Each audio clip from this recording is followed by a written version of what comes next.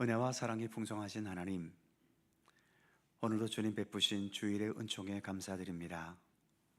때를 따라 저희들을 불러주시고 저희들 또한 언제나 주님의 부르심에 응답하여 나아갈 수 있는 이 귀한 교회가 있음을 감사드립니다.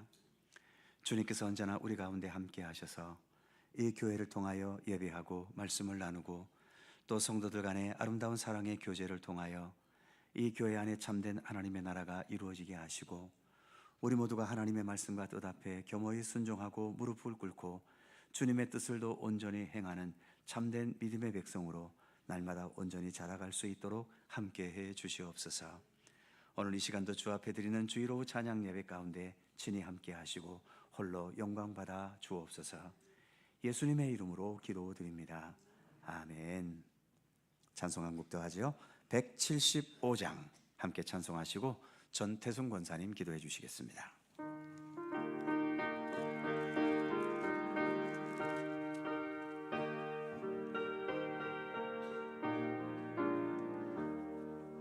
신랑 되신 예수께서 다시 오실 때 밝은 등불 들고 나갈 준비 됐느냐. 그날 밤에 주님 맞을 등불이 준비됐느냐. 예비하라. 우리 신랑 예수 오실 때 밝은 등불 손에 들고 기쁨으로 주를 맞겠네. 주를 나와 맞으라는 소리 들릴 때 기뻐하며 주를 맞이할 수 있느냐. 그날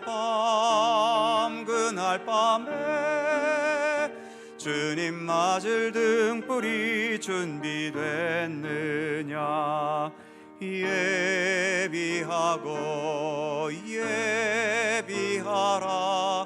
우리 신랑 예수 오실 때 밝은 등불 손에 들고 기쁨으로 주를 맞겠네.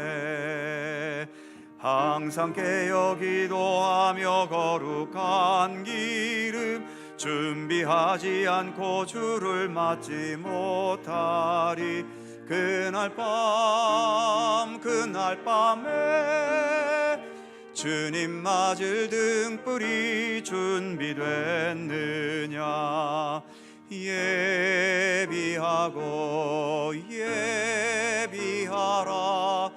우리 신랑 예수 오실 때 밝은 등불 손에 들고 기쁨으로 주를 맞겠네. 그날 밤에 영화로운 혼인잔치에 기뻐하며 할렐루야 찬송 부르리. 그날 밤에 주님 맞을 등불이 준비됐느냐. 예비하라. 우리 신랑 예수 오실 때 밝은 등불 손에 들고 기쁨으로 주를 맞겠네.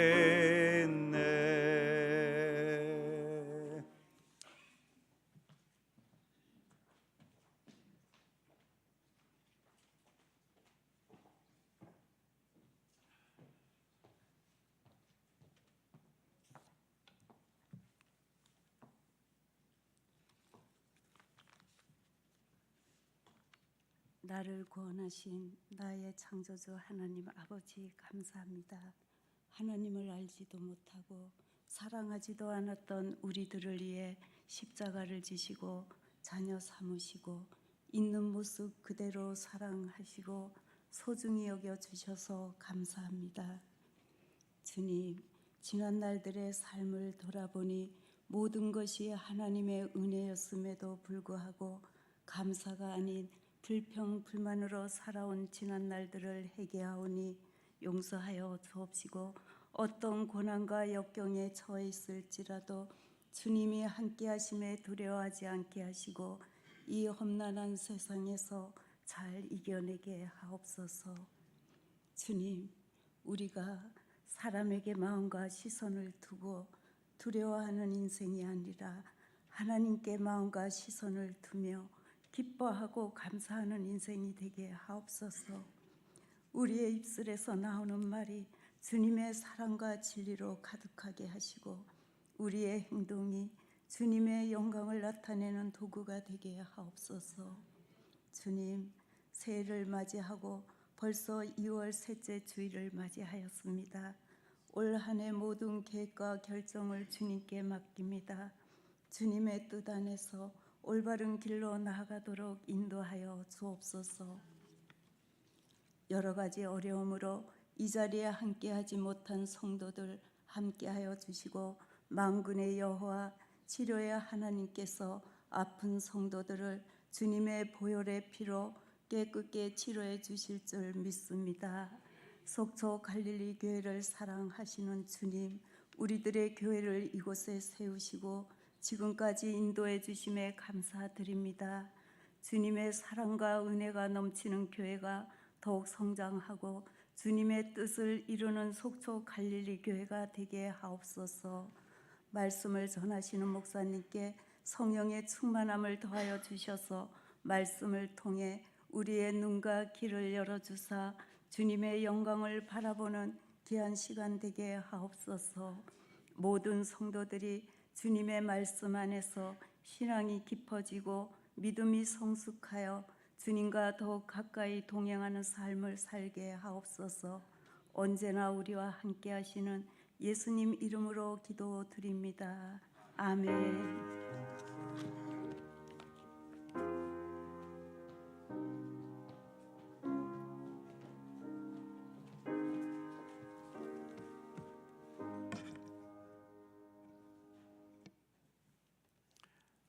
성경 말씀 신약 마태복음 25장 1절입니다.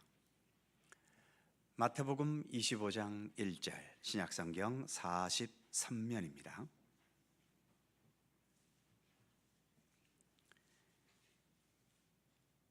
신약 성경 42면 마태복음 25장 1절에서 13절입니다. 찾으셨으면 한 절씩 교독해 가죠. 제가 먼저 1절 읽습니다. 그때의 천국은 마치 등을 들고 신랑을 맞으러 나간 10처녀와 같다 하리니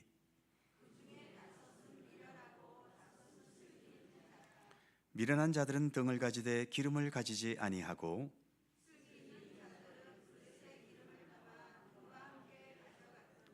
신랑이 더디오므로 다 졸며 잘세.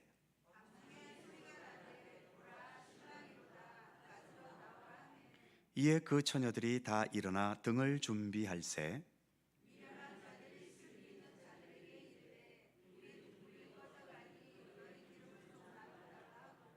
슬기 있는 자들이 대답하여 이르되 우리와 너희가 쓰기에 다 부족할까 하노니 차라리 파는 자들에게 가서 너희 쓸 것을 사라 하니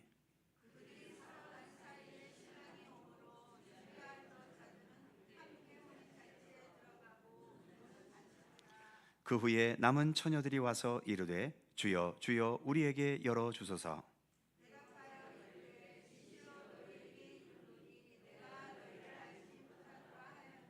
다 같이 그런즉 깨어 있으라 너희는 그날과 그때를 알지 못하느니라.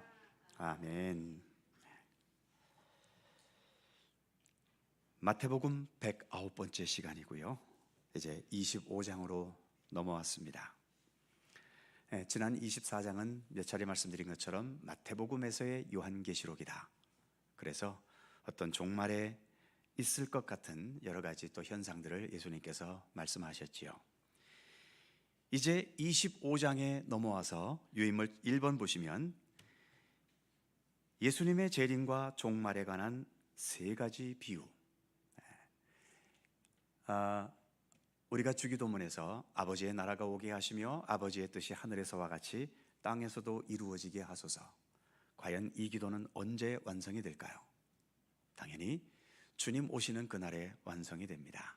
하나님의 나라, 천국이 그때 우리 가운데 온전히 이루어지게 되겠죠. 그럼 그런 하나님의 나라가 언제 우리에게 오겠는가? 그리고 언제 온다면 과연 그 언제 오게 될 하나님의 나라를 우리는 어떤 마음으로 준비하고 또 기다려야 하는가? 그것을 우리에게 설명하시기 위해서 마태복음 25장의 말씀을 주신 겁니다.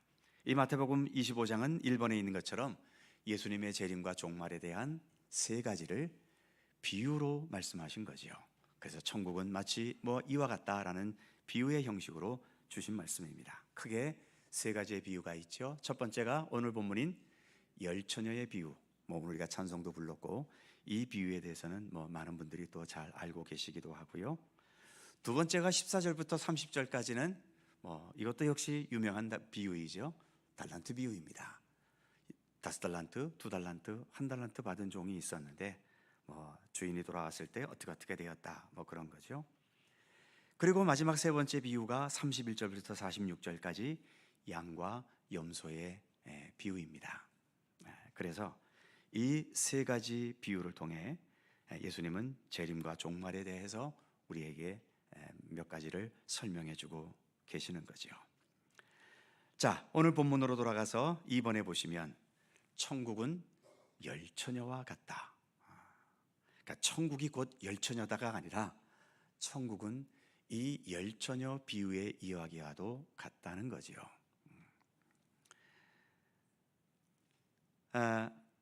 먼저 오늘 본문에 보면은 열처녀가 미련한 5처녀 또 슬기로운 5처녀에서 열처녀가 등장하는데 1번에 보시면 여기에 열처녀는 처녀라고 그러니까 신부로 생각하시는 분들이 계신데 신부가 아닙니다.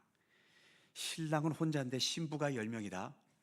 이건 무슨 한나라의 대왕도 아니고 그렇게 생각하시면 곤란하고요. 여기서 열처녀는 신부가 아니라 신부 들러리입니다. 아마 유대 지역에서도 결혼식은 신랑의 집에서가 아니라 신부의 집에서 했던 것 같아요. 그래서 그 다음 2번에 보시면 신랑이 결혼식을 위해 신부 집에 왔을 때 이 신랑을 맞이해서 그 집으로 영접해 드리는 역할을 하는 이 들러리가 이 열처녀의 역할인 거죠. 그래서 10명이 필요한 겁니다. 그런데 우리나라에서의 옛날 그 전통 혼례식은 환할 때 하지요. 근데 유대인들은 아마 낮에 너무 더워서인지 몰라도 혼례식을 밤에 했습니다. 그러다 보니 이 들러리들이 신랑이 올 것을 어두운 밤에 기다리려면 반드시 필수품이 있어야 되겠지요. 뭐겠습니까? 당연히 어두움을 밝힐 등이 있어야 되고 등에서 불이 붙여지려면 그 등에서 태워질 기름이 언제나 준비되어 있어야 되는 거죠. 그래서 세 번째로 필수 준비품이 어두움을 밝힐 등과 기름인 겁니다. 그렇다면 이 열처녀가 제일 먼저 해야 하는 일은 무엇인가? 필수 준비품까지 갖추어 놓고 그 다음에 이 들러리 열처녀가 해야 될 일은 무엇일까요? 바로 네 번째입니다. 먼저는 뭐에서부터 시작된다? 기다림에서부터 시작이 되는 겁니다. 이제 신랑이 이제 오나 저제 오나 문 밖에서 신랑을 기다려야 되는 거죠. 그런데 성질 급한 사람은 이 기다린다는 게 참 어렵지요. 저도 잘 못 기다리는 성격 중에 하나고요. 저는 아무리 맛집이 전국에서 제일 맛있는 집이라 하더라도 줄을 서서 먹는다고 그러면 저는 일단 90점은 까먹습니다. 그 집은 아무리 잘해도 저한테는 10점밖에 되지 않아요. 저는 제일 좋은 집은 들어가면 곧바로 주문받아서 곧바로 나오는지 맛이 어쩌고 가도 저쩌고 간에 그렇게 빨리 나오는 집이 저는 제일 좋더라고요. 그런데 또 맛을 또 추구하는 분들은 막 줄을 30분, 1시간을 서서 기다렸다가 또 드시는 분도 계시죠. 참 그분들은 예수도 그렇게 믿으시면 정말 복 받습니다. 기다리고 기다리고 주님 오실 때까지, 주님 응답하실 때까지, 주님께서 말씀을 주실 때까지 인내를 갖고 기다리면 주님은 반드시 우리에게 응답해 주시는데, 저는 좀 성질이 급해서인가 그래서 주님의 음성을 잘 못 듣나 봐요. 자, 어쨌든 기다림에서 시작되고 이 들러리들이 해야 될 가장 중요한 역할도 역시 기다림입니다. 그런데 그냥 무작정 기다리는 것이 아니라 첫 번째 동그라미 보시면 준비가 있는 기다림이죠. 아까 필수품이 있어야 된다고 그랬지요. 어둠을 밝힐 등을 가지고 있어야 되고, 그리고 그 등을 밝혀줄 기름이 준비되어 있어야 한다는 겁니다. 어려운 문제가 하나가 있죠. 두 번째입니다. 신랑이 언제 올까요? 두 번째 보시면 그 다음 동그라미, 언제 올지는 전적으로 누구에게? 신랑에게 달려 있습니다. 이 들러리들이 우리 좀 시간 바쁘니까 빨리 와요, 이렇게 할 수 없다는 겁니다. 오늘에야 오늘날은 휴대폰도 있어서 신랑에게 전화해가지고 빨리 와 이럴 수도 있지만 그 당시에는 그럴 수도 없잖아요. 그죠? 신랑이 올 때까지 주구장창 기다려야 하는 겁니다. 참 우리가 이렇게 예수를 믿는 신앙의 길을 가고 있는데, 주님의 뜻이 언제 어느 때 어떤 방법으로 이루어질까? 그것은 철저하게 주님 마음입니다. 이게 우리가 잘 적응하지 못하는, 믿음의 길을 가면서 잘 적응하지 못하는 부분이에요. 당장 역사가 있었으면 좋겠는데 주님은 아무 역사도 안 하실 때, 지금 좀 전전에 갔으면 좋겠는데 주님께서는 오히려 나를 뒤로 후퇴하게 만드실 때, 내가 지금 막 기뻐하고 감사하고 싶은데 자꾸 슬프고 우울하고 힘들고 어려운 일을 자꾸 만들어내실 때, 이거 참 적응하기 어렵지 않습니까? 예수님도 물론 예수님의 대부분의 평생은 아버지 하나님의 뜻을 따라 잘 행하셨습니다. 딱 한 번 예수님도 깊게 고민하셨던 적이 있죠. 언제입니까? 역시 십자가 죽음을 앞두시고서입니다. 먼저 기도하셨던 것이 어떤 기도지요? 할 수만 있다면 이 잔을 내게서 옮겨주시옵소서. 이게 무슨 뜻입니까? 싫다는 거예요. 나하고 안 맞는다는 겁니다. 이 십자가의 길 나는 가기를 원하지 않는다는 거죠. 그런데 예수님은 이렇게 기도해 놓고 주님 기도 끝났습니다 하고 돌아가셨나요? 아니잖아요. 거기서 또 예수님 자신과 깊은 씨름을 하고 계시는 겁니다. 그러나 주님, 누군가가 이 십자가의 길을 걸어가야 한다면 제가 가겠습니다. 그러니 나의 원대로, 내가 지금 이렇게 기도했다고 해서 내 뜻대로 하지 마시고 오직 아버지 하나님의 뜻대로 하시옵소서. 이 기도를 성경에 의하면 땀방울이 핏방울처럼 쏟아질 정도로, 그러니까 얼마나 고민하고 갈등하시면서 기도하셨는지, 그리고 그 기도가 한두 시간도 아닌 밤을 새워가며 그 기도를 밤새도록 하셨던 거죠. 그러니까 언제 올지 전적으로 신랑의 뜻에 달려있다, 이게 기분 나쁘시면 예수 못 믿습니다. 예수님은 우리의 종은 아니셔요. 우리를 사랑하시고 우리를 도우시고 우리와 함께 하시는 분이시긴 하지만 예수님이 우리의 종이 돼서 우리의 원하는 대로 해주시고 우리의 무슨 욕심대로 이루어 주시고 그런 우리의 심부름꾼은 아니시라는 겁니다. 하나님은 하나님의 주관대로, 하나님의 시간대로, 또 하나님의 방법대로, 하나님의 뜻대로 모든 것을 이루어 가시는 거죠. 그렇기 때문에 기도의 응답을 받았다라고 하는 이 간증도 조심해서 하셔야 되는 겁니다. 물론 대부분의 간증은 뭡니까? 열심히 기도했더니 하나님께서 응답해 주셨다는 거거든요. 좋아요. 그 사람에게는 응답했지요. 나는, 기도하시는 분들 하루 이틀 기도하셨습니까? 그래서 여러분들의 기도는 얼마나 제대로 응답받으셨나요? 여러분의 집안은 평안하십니까? 하시는 사업 잘 되세요? 또 늘 세상 사는 것이 행복하십니까? 예수를 우리가 하루 이틀 믿었나요? 이렇게 오랜 시간 믿어왔어도 여전히 고민스럽고 여전히 안 되고 여전히 병들고 여전히 뜻대로 되지 않고 어쩌실 겁니까? 그렇다고 하나님하고 나하고는 안 맞는가 보다, 그리고 등 돌리고 돌아서시겠어요? 그것도 안 되잖아요. 그렇기 때문에 참 이 예수를 믿는다는 것은 정말 한편으로는 주님 주시는 기쁨과 평강이 함께 하면서도 정말 겟세마네 동산에서의 그 예수님의 처절한 기도처럼 그런 처절한 기도, 인내, 또 주님의 뜻을 기다리고 언제 주님께서 내게 응답하시려나 하는 이 마음을 가지고 우리는 이렇게 믿음의 길을 함께 갈 수밖에 없는 겁니다.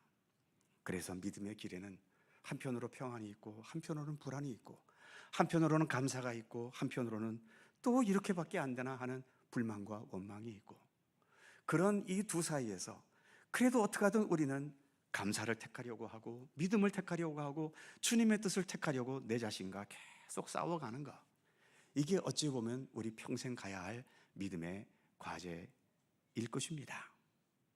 그러기에 늘 하나님이 함께 하셔서 나는 행복합니다, 기도할 때마다 하나님은 응답해 주십니다, 그건 그 사람의 얘기로 그냥 밀어붙이시고요, 그 사람의 얘기를 들으면서 아이씨 하나님 왜 나한테는 저렇게 안 해주시는 거야, 이렇게 불평불만 할 수는 있겠지만 해봐야 나한테 별로 도움은 되지 않을 겁니다.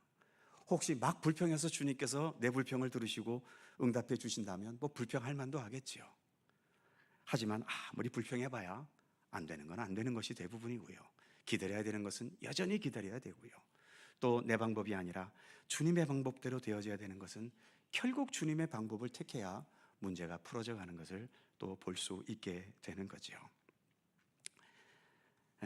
어쨌든 우리는 하나님에 의해 창조된 피조물이기 때문에 하나님은 갑이시고 우리는 어쩔 수 없는 을입니다. 그러나 하나님께서 갑이시라고 해서 정말 우리에게 갑질하시나요? 분명히 좋은 길이 있는데 까불지 마, 너 이쪽으로 가, 이런 식으로 하나님께서 우리에게 갑질을 하실까요?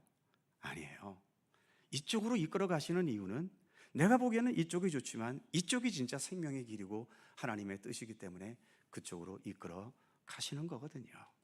우리가 믿음이 없어서 주님의 뜻을 받아들이지 못해서 그렇지 주님은 언제나 가장 좋은 길로 이끌어 가십니다.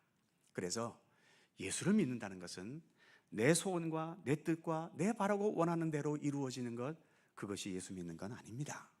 어디까지나 앞서 가시는 분은 예수님이시기 때문에 언제 오실지도 주님이 정할 문제이기 때문에 그 주님 정하신 것에 내가 내 자신을 맞춰가는 것.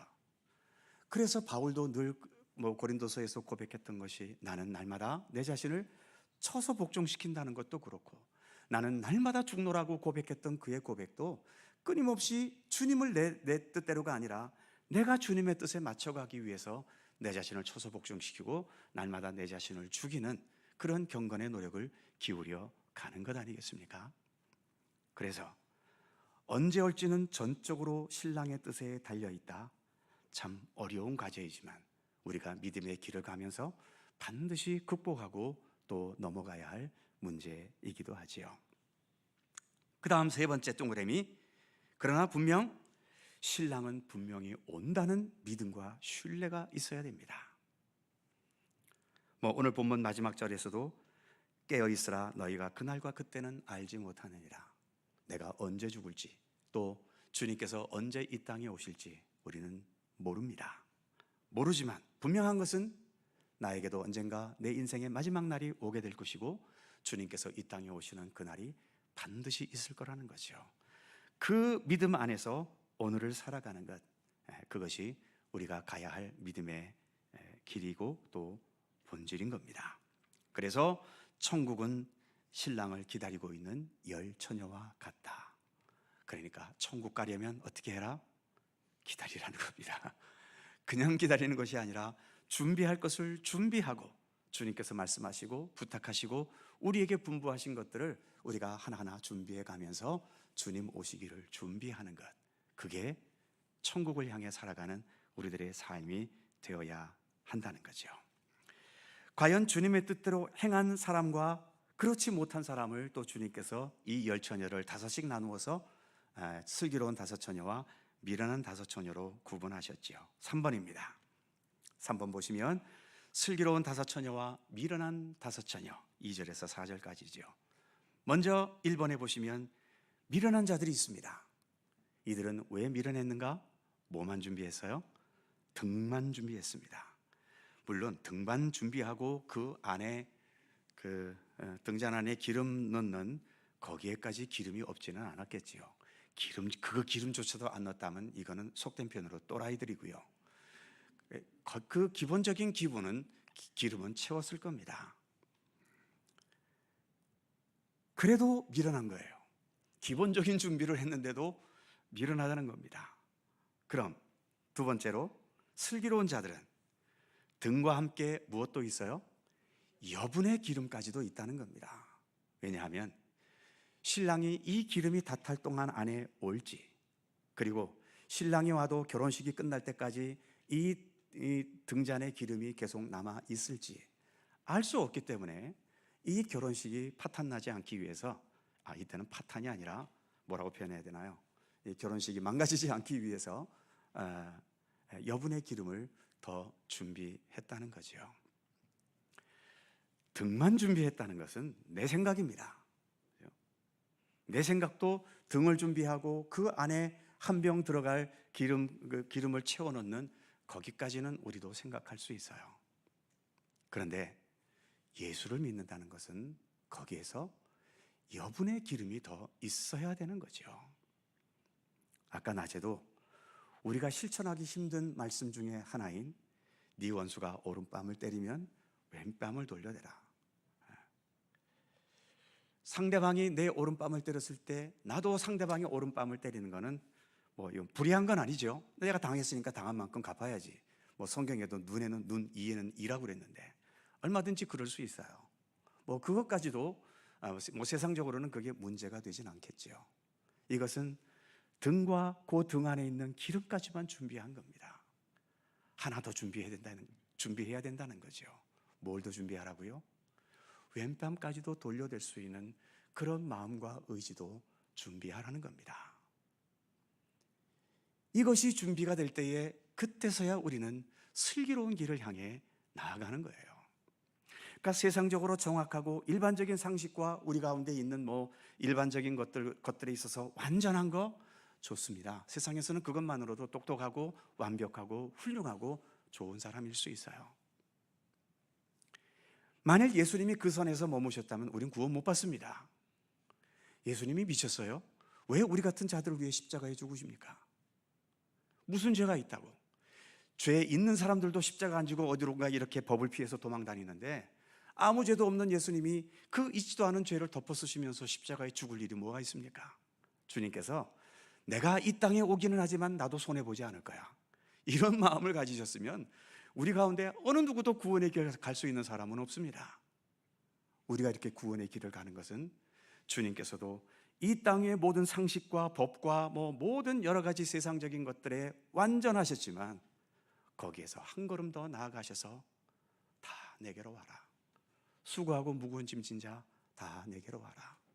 네가 죄인이냐? 죄인이어도 와라. 돈 없냐? 돈 없어도 와라.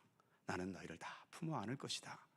그렇게 좀 더 준비된 여분이 있었기 때문에 우리 같은 사람들도 이렇게 구원의 길에 들어설 수 있었다는 것을 우리는 잊어서는 안 됩니다. 그래서 늘 말씀드리잖아요.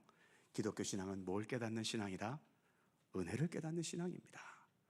은혜로서 주어진 것보다 훨씬 더 주어지는 그 은혜 속에 우리가 이처럼 믿음의 길을 걷고 구원의 은총을 누리게 되었다는 것을 깨닫고 인식해 가는 것. 그래서 미련한 자들은 등만 준비했고 슬기로운 자는 등과 여분의 기름도 준비했다는 거죠. 또 한 가지, 무엇이 미련하고 무엇이 슬기로운가? 세 번째 보시면 누구에게 초점을 둔 기다림인가? 첫 번째 동그라미 보시면 슬기로운 자들은 신랑에게 맞추어서 준비한 겁니다. 신랑 언제 올지 몰라. 밤이라는 게 이게 무슨 한두 시간이겠습니까? 적어도 밤 7, 8시부터 새벽 4시, 5시까지 7, 8시간인데 신랑이 다행히 초저녁에 와주시면 정말 좋지만 혹시 새벽 3시, 4시에 올지 어찌합니까? 그러기에 혹시 새벽 4시에 오더라도 그때라도 계속 불이 탈 수 있도록 기름은 준비해야 되겠구나. 이게 신랑에게 맞추어 준비한 슬기로운 자의 태도인 거죠. 반면 미련한 자는 어떻습니까? 두 번째 동그라미, 자기 생각과 판단에 맞추어서 최소한도로, 일반적인 말로 표현하면 아주 합리적으로 손해 안 보고 그렇게 준비한 거죠. 그런데 결과는 이게 미련한 겁니다. 그래서 그 다음 세 번째 보시면 슬기롭다는 것은 머리가 좋은 게 아닙니다. 머리 잘 굴리고 계산 잘하고 이 손해와 이득을 분명히 구분할 줄 알고, 이게 세상에서는 슬기로운지 모르지만 신앙의 세계 속에서는 이건 절대로 슬기로운 거 아닙니다. 오히려 미련해질 위험이 훨씬 더 많죠. 슬기롭다는 것은 뭡니까? 신랑 중심. 바로 이 신랑은 하나님이며 예수님이기 때문에 바로 하나님 중심, 예수 그리스도 중심으로 생각할 수 있는 것. 그래서 우리 인간의 차원보다 더 여분의 것을 우리가 준비해서 주님께 나아올 수 있는 것, 바로 이것이 슬기롭게 신앙생활을 행하는 것이라 할 수 있는 거죠. 자, 우리가 이렇게 교회 생활을 통해서 믿음의 길을 걸어가잖아요. 또 교회라는 것이 저희 같은 목회자들은 교회에서 주는 생활비로 이렇게 살아가지만, 그 외에 대부분의 직분자들은 교회에서 살아를 받지 않고 봉사와 헌신으로 주의 일을 행합니다. 어차피 주님의 일을 행하며 봉사하고 헌신하는 거, 이건 여분의 것이죠. 그렇기 때문에 내가 남들보다 좀 더 힘든 일을 하고 많은 일을 하고 남들이 안 하는 고생을 나만 하고, 이걸 결코 손해로 생각해서는 안 되는 거죠. 마땅히 어떤 인간의 상식과 인간의 판단만 생각하고 그 안의 범위에서 하는 것은 반복되는 얘기지만 등만 준비하는 것에 불과합니다. 봉사하고 헌신한다는 것은 그 여분의 것을 더 준비하는 것 아닌가요? 이왕 준비하는 거 넉넉하게, 그리고 오늘 본문에서는 야멸차게 나눠주지 않았지만은 또 혹시 나눌 수 있는 것이라면 기꺼이 함께 나누면서 그렇게 살아갈 수 있다면 훨씬 더 우리의 삶이 따뜻하고 아름다울 수 있지 않겠습니까? 자, 이렇게 해서 미련한 다섯 처녀와 슬기로운 다섯 처녀가 어떤 존재인지를 본문은 구분하고 있는 거죠. 자, 이제 그 다음으로 넘어갑니다. 5절부터 10절까지 드디어 신랑이 왔습니다. 그래서 4번에 보시면 보라 신랑이로다. 그런데 신랑이 좀 일찍 왔습니까? 늦게 왔습니까? 늦게 왔어요. 어디에서 보면 알 수 있냐면 1번, 신랑이 더디옴으로 다 어떻게 했다? 졸며 잤다는 겁니다. 슬기로운 자도 잤고 미련한 자도 졸며 잤죠. 신랑이 너무 늦게 왔기 때문입니다.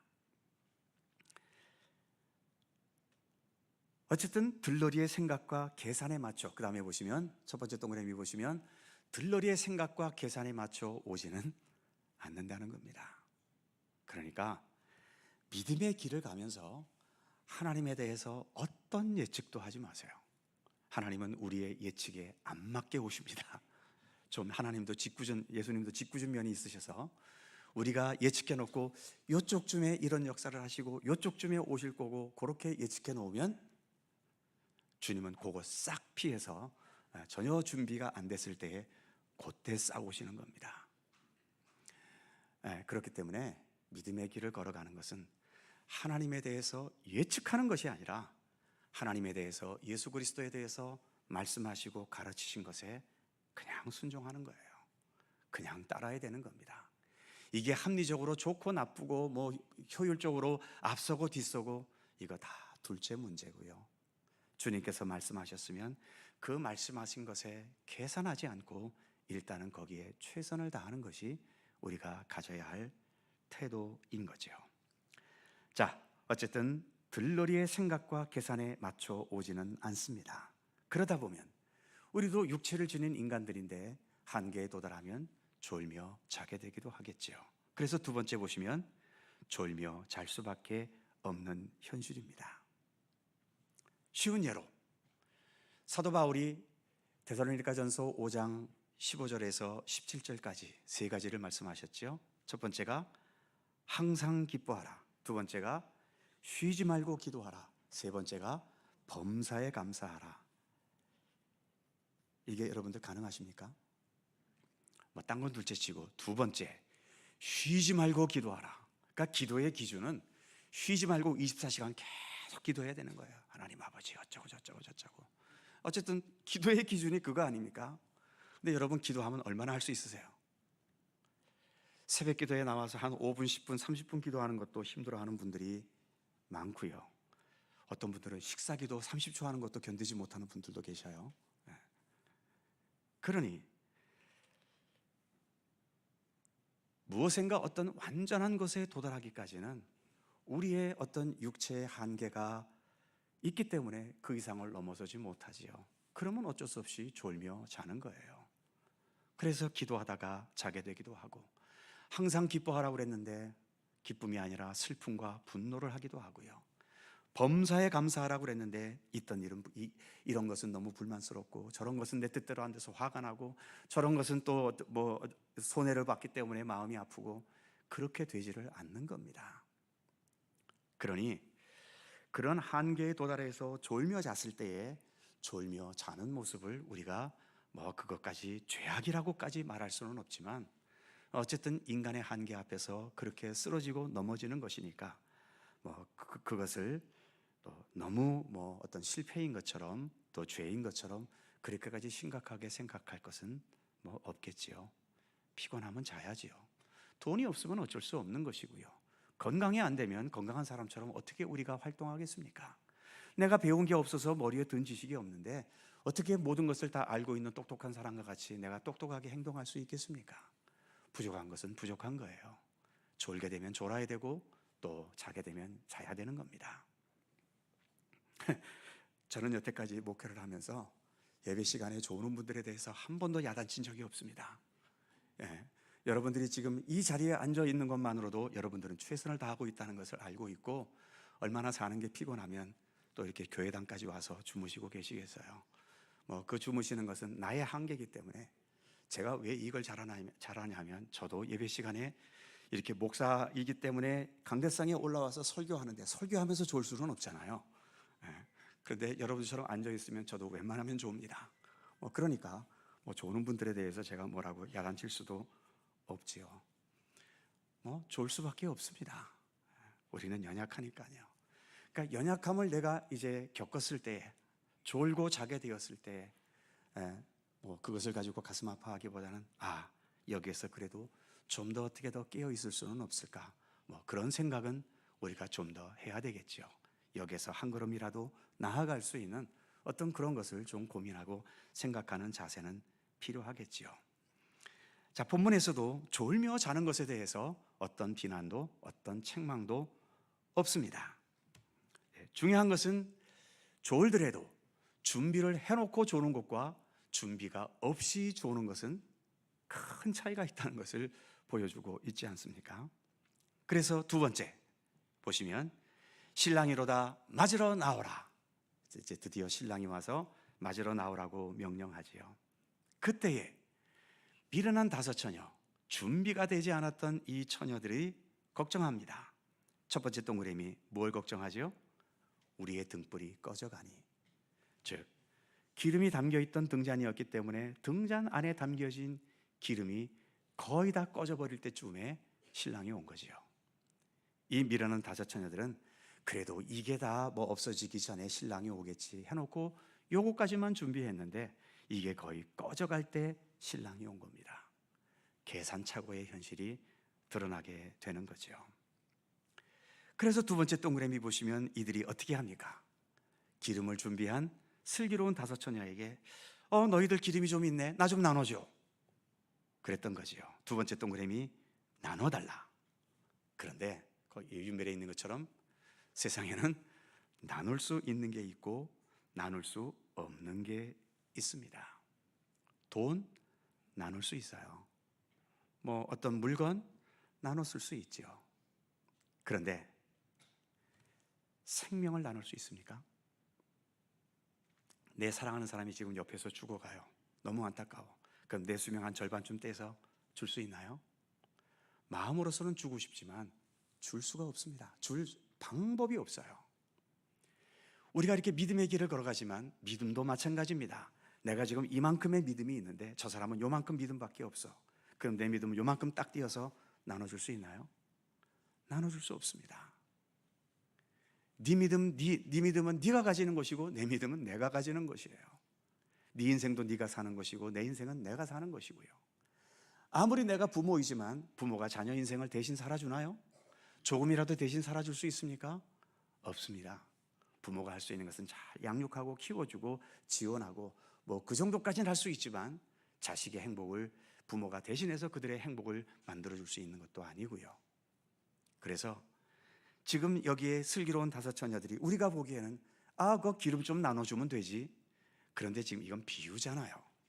지금 이 슬기로운 다섯 처녀들이 갖고 있는 기름은 그냥 어떤 물질적인 기름이 아니라 그 여인들이 갖고 있던 믿음이에요. 주님을 향해 살기 원하는, 주님께 초점을 두고 주님께 시선을 두고 내 생각이 아닌 주님의 뜻에 맞춰서 자신의 삶을 살아왔던 이 여인들의 믿음이잖아요. 이 믿음은 못 나눕니다. 그렇기 때문에 나눠주지 못하게 되는 거죠. 그러니 어쩔 수 없이 기름은 없고, 그러니 미련한 다섯 처녀는 어떻게 해야 됩니까? 그 다음 세 번째 동그라미 보시면 기름을 사러 갔다는 겁니다. 그런데 신랑이 언제 왔어요?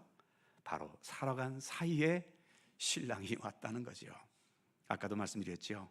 우리 주님은 짓궂으셔서 우리의 생각, 우리의 계산으로 해놓은 그 범위 안에는 절대로 역사하시지 않습니다. 우리의 생각을 뛰어넘은 곳에서 거기서 역사를 하시는 거죠. 그래서 이 미련한 자의 허점에 바로 신랑이 왔다는 겁니다. 그러므로 그 다음에 뭐라고 돼 있죠? 믿음의 세계에 있어서 요령과 편법은 통하지 않습니다. 세상에서는 요령과 편법이 얼마든지 통해요.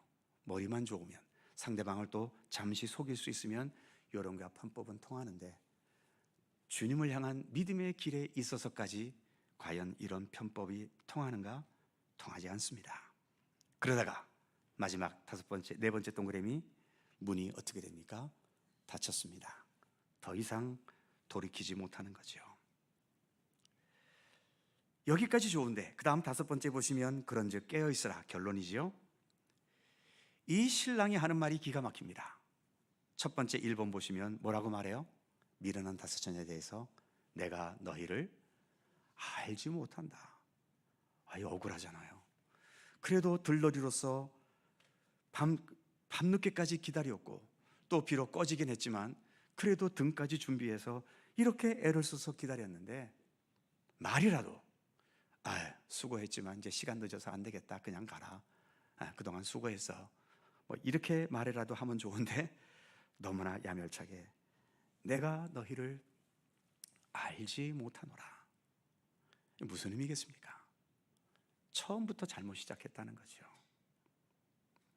너희는 분명 신랑의 들러리 아니냐? 그렇다면 모든 초점을 누구에게 맞춰라?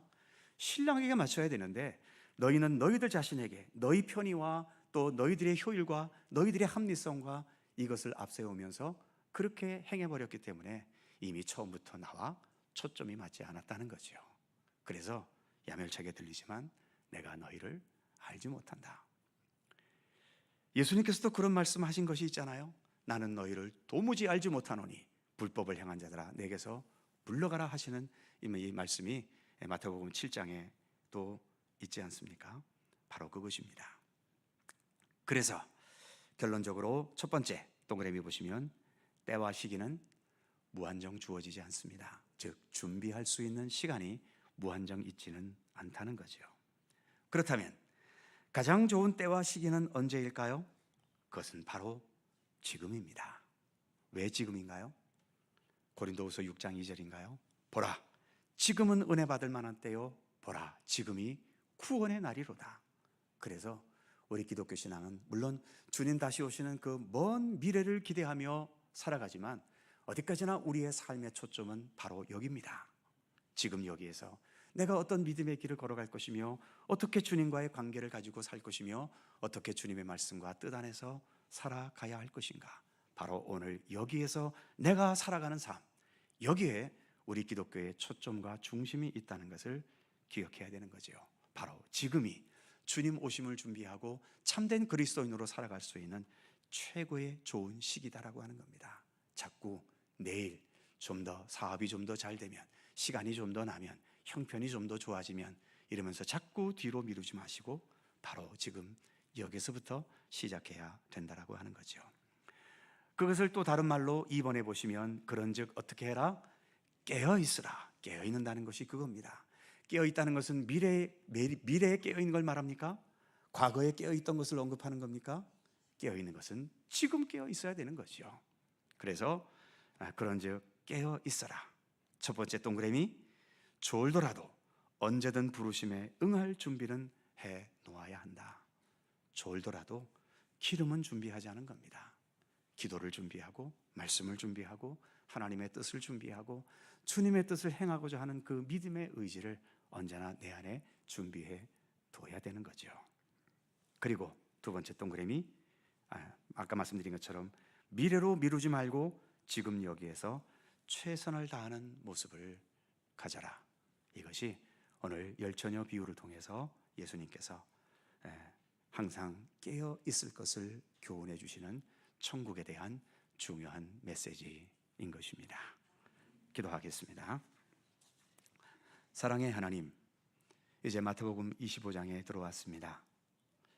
24장을 통해서 여러 종말에 있을 징조들을 말씀해 주셨고 또 그 종말을 우리가 바라보면서 오늘 여기에서 우리가 어떤 마음가짐으로 살아야 될 것인지 가장 첫 번째로 주신 이 비유의 말씀을 통해 우리는 언제나 깨어 있어야 함을, 그래서 주님께서 언제 오시든지 신랑 되시는 우리 주님을 맞이할 수 있는 준비를 지금 여기에서 부지런히 행해가는 것, 그것이 천국과 함께 천국을 향해 살아가는 자들의 삶의 모습이어야 함을 우리에게 교훈해 주셨습니다. 이 말씀 잘 기억하게 하시고 슬기로운 다섯 처녀와 같이 세상적인 그런 어떤 생각과 합리적인 것에만 머물지 않게 하시고 주님의 말씀과 주님께서 우리에게 베푸신 그 풍성한 은혜와 사랑을 기억하면서 우리도 더 풍성한 마음으로 또 더 충성된 마음으로 더 넉넉하고 또 여유로운 마음으로 주님의 영광을 위한 많은 것들을 우리 안에 더 준비해 갈 수 있는 그런 슬기로운 다섯 처녀와 같은 주님의 백성들 되게 하여 주시옵소서. 오늘도 귀한 주일 허락하시고 오후 시간까지 함께해 주셔서 감사합니다. 모든 것을 마치고 또 우리의 삶의 터전으로 돌아갑니다. 돌아갈 때에 우리의 마음속에 오늘 주신 귀한 말씀들을 마음에 간직할 수 있게 하시고 또 한 주간 살아가면서 늘 우리의 마음과 생각과 우리의 행동 속에 예수 그리스도와 함께 동행하는 믿음의 흔적들과 함께 살아가도록 늘 함께하여 주시옵소서. 감사와 찬양을 주께 돌리오며 우리 구주 예수 그리스도의 이름으로 기도드립니다. 아멘. 자, 서로 살펴보시면서 사랑의 인사 나누시고요. 한 주간 평안하게 복되게 잘 보내시기 바랍니다.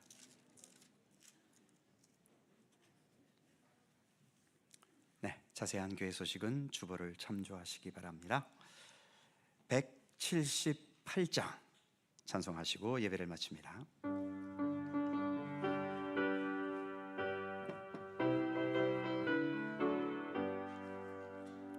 주 예수 믿는 자여 등불을 가지고 신랑을 영접하러 다 함께 나가세. 주님 오실 때가 되고 밤은 깊어가는데 곧 깨어 예비하라. 주님 속히 오신다. 내 등불 살펴보고 기름을 예비해. 곧 준비 아니하면 너 때를 놓치리. 저 산에서 파수꾼이 큰 소리로 외칠 때 다 할렐루야 불러 주님 나와 맞으라. 내 고대하던 주여 지금 곧 오셔서 이 어두운 세상 위에 참 빛을 주소서. 나의 손을 높이 들어 우리 주께 비오니 이 세상 구세주여 지금 강림하소서. 아멘.